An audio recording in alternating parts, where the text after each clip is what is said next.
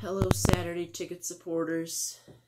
I know it's been a while, but we're finally back with NFL 100, long-awaited resummation of this series. Today it'll be episode 14. If you guys don't know what the series is, it's basically just where I read this book, NFL 100. There are 100 moments in the NFL's history. This book was made in 2019. It was to celebrate the first 100 years of the NFL's existence, and I'm on moment 38 on this channel and reading it. So you guys can check out my other videos. It'll be in my recently uploaded on my channel, maybe like 6 months ago, 8 months ago. I don't know. But today we've got articles 38 through 40, and we're going to start with number 38, NFL Draft on ESPN. NFL Draft on ESPN, April 29, 1980. Recognized now as the global leader in sports, ESPN launched as a small cable startup in 1979. Today, they require multiple channels to carry all of their content. In the early days, however, they were starved for good programming. How starved? ESPN's Chet Simmons reached out to NFL Commissioner Pete Rozelle with the crazy idea of televising the 1980 NFL Draft. At the time, this concept seemed ridiculous. To that point, the NFL held its annual draft in a New York City hotel ballroom on a Tuesday morning. Nothing more than team reps sitting at tables and a small contingent of league room. When Rozelle suggested to NFL owners that ESPN could televise the draft, the owners unanimously shot down the idea. The draft was a private business meeting, they contended, fearing that making it a public event would open it up for agents to get involved. In yet another example of Rozelle's status as a visionary, the commissioner found a way to make it happen. He went back to Simmons and told him that while ESPN can't broadcast the draft as an event, the NFL couldn't stop him from covering it as news. So ESPN set up a desk in the corner of the ballroom with a host and an analyst. Sure enough, fans were interested. ESPN's coverage of the draft grew exponentially from there. The league moved it from a weekday event to the weekend, eventually stretching it to 3 days with the first round in prime time. ESPN's involvement has grown to the point where its parent company, ABC, televised the first round of the 2019 draft in prime time. Next up we got number 39, Epic in Miami, Chargers-Dolphins playoff game. So here we got a picture of, it looks like Kellen Winslow hugging some teammates walking off the field after the game. Epic in Miami, Chargers-Dolphins playoff game, January 2. When the San Diego Chargers jumped out to a 24-0 lead over the Miami Dolphins in this divisional playoff game at the Orange Bowl, who could have imagined they were witnessing one of the greatest NFL games ever played? As the action continued, that fact became undeniable. Dolphins head coach Don Shula pulled starting QB David Woodley in the second quarter, and backup Dan Strock breathed life into the offense.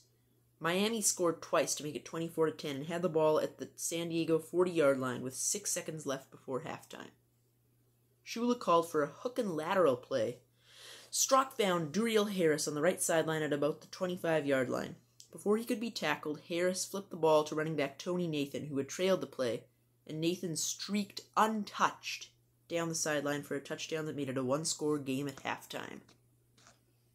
It was a ding-ding moment that set the tone for the non-stop drama that was to come. Miami scored first in the third quarter to tie the game, only to see the San Diego regain the lead when Hall of Fame quarterback Dan Fouts threw a 25-yard touchdown pass to tight end Kellen Winslow. Strock came right back and threw a 50-yard TD pass to tie the game at 31. Miami scored to take its first lead of the game at the start of the fourth quarter. They clung to that lead when San Diego got the ball at its own 18-yard line with 4:39 left in regulation. Fouts methodically drove the Chargers down the field. With 58 seconds left, Fouts hit James Brooks for a 9-yard touchdown that tied the game at 38. The Dolphins did manage to get to San Diego's 26-yard line before time expired, and Miami kicker Hugh Von Schumann attempted a 43-yard field goal to win the game, only to have it blocked by Winslow. With both teams exhausted, the overtime period was more like a battle of attrition. Both teams missed field goals tries before San Diego's Rolf Binerski finally converted a 29-yard kick with 1:08 left in the first overtime. The enduring image from this game is of Winslow being carried off the field by his teammates after the win. It may have been the epitome of a player leaving everything he had on the field. Winslow caught 13 passes for 166 yards and a touchdown, in addition to the blocked kick that forced overtime. Winslow had to be treated throughout the game for a shoulder injury, dehydration, cramps, and a gash in his lip that required stitches. I have coached for 31 or 32 years, and this is tremendous, Chargers head coach Don Coryell said after the game. There has never been a game like this. It was probably the most exciting game in pro football history. The aftermath of this game produced a cruel fate for that Chargers team, which remains one of the best teams of the Super Bowl era to have never reached the Super Bowl. The win in Miami sent San Diego to the AFC Championship game for the second straight year. However, 1 week after playing this game in the heat of Miami, San Diego had to travel to Cincinnati, where an Arctic blast created one of the coldest games in NFL history. In conditions that rivaled the Ice Bowl, the Bengals easily defeated the Chargers 27-7 before losing to the 49ers in Super Bowl 16. The Chargers of Fouts and Coryell never got that close to another Super Bowl, but their epic playoff win in Miami will never be forgotten. Next article is called Slingin' Sammy's Triple Crown. Here's a picture of Sammy Baugh holding the football. Slingin' Sammy's Triple Crown, 1943. Triple Crown.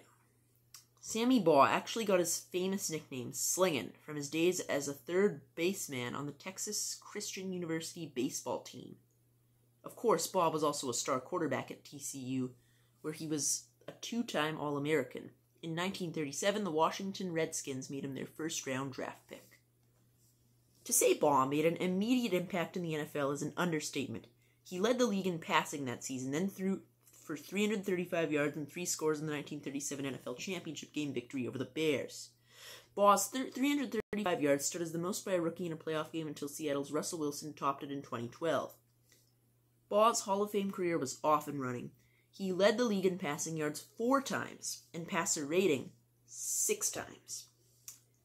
But his most impressive accomplishment came in 1943 when the versatile Baugh had one of the best all-around seasons in NFL history.